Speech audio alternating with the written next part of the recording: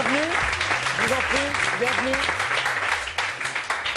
Sur le même principe que les monologues du vagin, les monologues voilés, l'auteur, une femme encore, comme dans les deux précédents cas, a fait un petit peu le tour du monde. Pendant 2 ans, a récolté une centaine de témoignages. Alors des témoignages de pères qui ne veulent pas être pères, de pères qui attendent d'être pères, de pères qui élèvent leur enfant tout seul, qui voient mourir leur enfant. Il y a une trentaine, une quarantaine de témoignages entrecoupés de moments musicaux que vous assurez à 3, donc avec Achille Ridolfi. Vous êtes père tous les deux.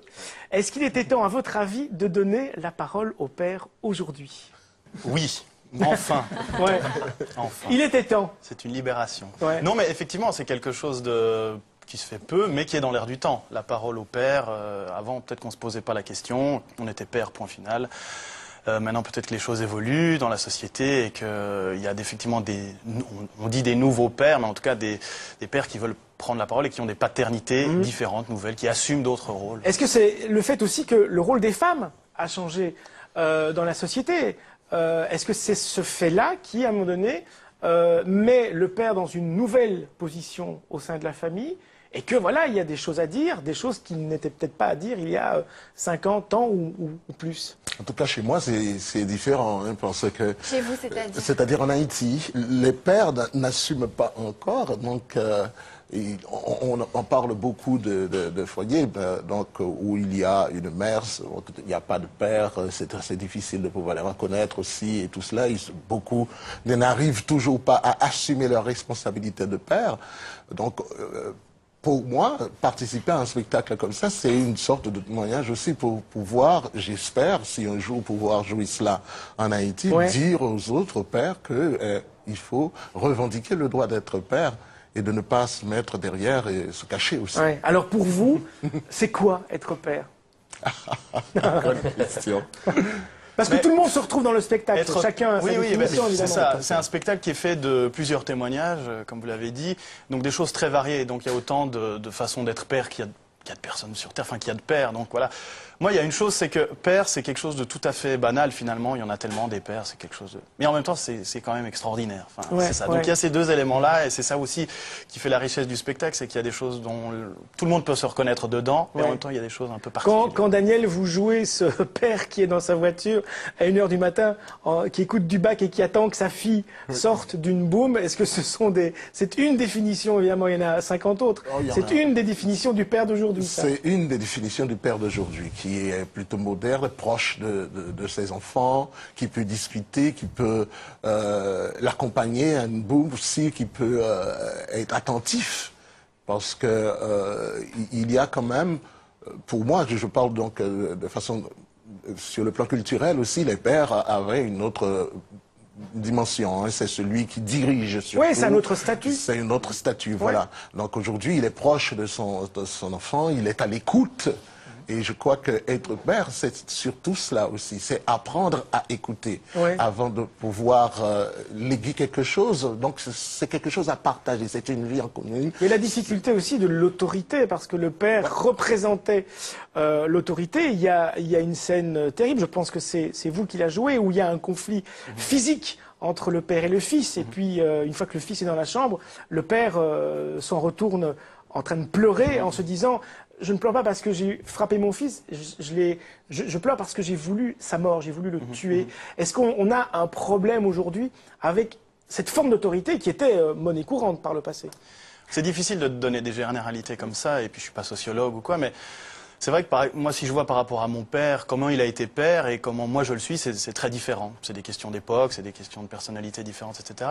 Et par rapport à la responsabilité, à l'autorité paternelle, moi, c'est vrai que c'est pas évident, je le cherche, et je pense que je suis pas le seul dans les pères jeunes, entre guillemets, à se poser cette question, parce qu'on a envie d'être très proche de nos enfants, peut-être plus que nos pères l'étaient avec nous, trouver une relation plus dans le jeu, plus dans la complicité, etc.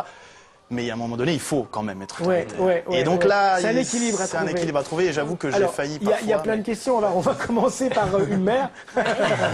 Quand même, il y a une mère sur ce plateau. On va commencer par Juliette, et puis on passera la parole également à Bruno et Jean-Marie. C'est vrai que les mères ont tellement, à notre époque, revendiqué leur statut, que souvent on oublie les pères, et qu'il y a beaucoup de pères, finalement, qui se retrouvent en souffrance. Et moi, ce que je trouve qui est très beau dans la pièce, c'est et à mon avis dont il faut parler aussi, c'est que être père et ou être mère, finalement, c'est la même chose.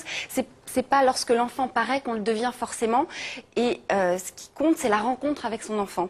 Et je trouve que dans chaque témoignage, on voit un moment, quel que soit l'âge finalement donné à l'enfant, on voit un moment où un père rencontre son enfant.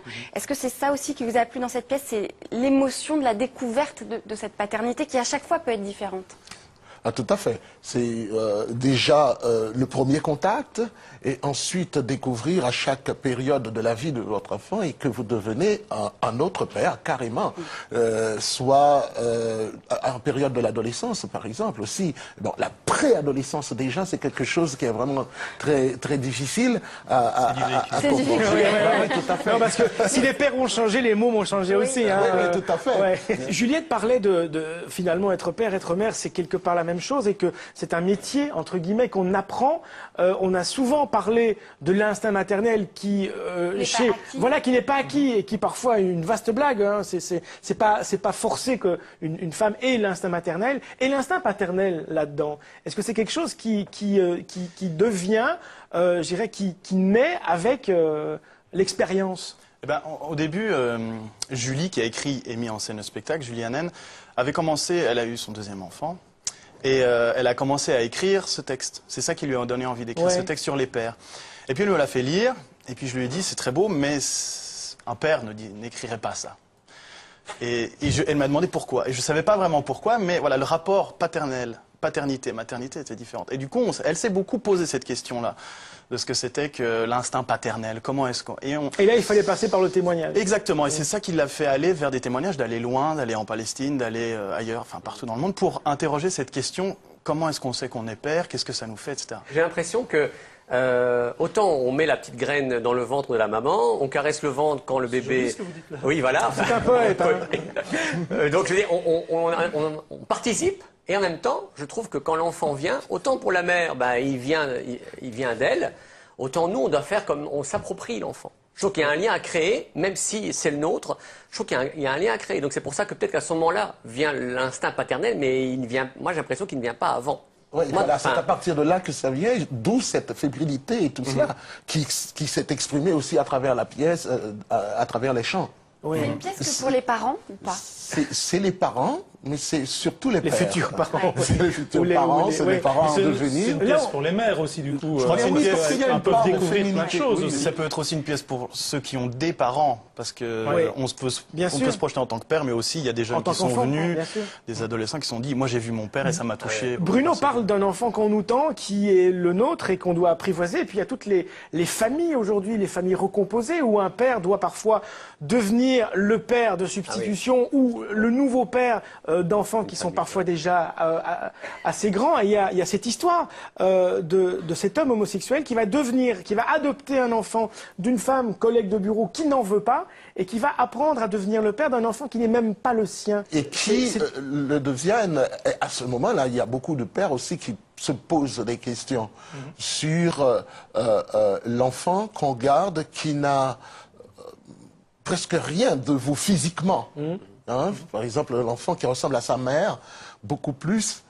Et des fois, on se demande, c'est votre enfant? Vous lui dites, oui, ça ne se voit pas. Non, pas du tout. On voit bien que c'est peut-être surtout sa mère. Donc je dis, il ne faut pas la faire toute seule. Hein? Mais avant de pouvoir arriver à définir qu'est-ce que c'est, et là, on voit que l'enfant a des tics, des mots, des comportements qui viennent de vous.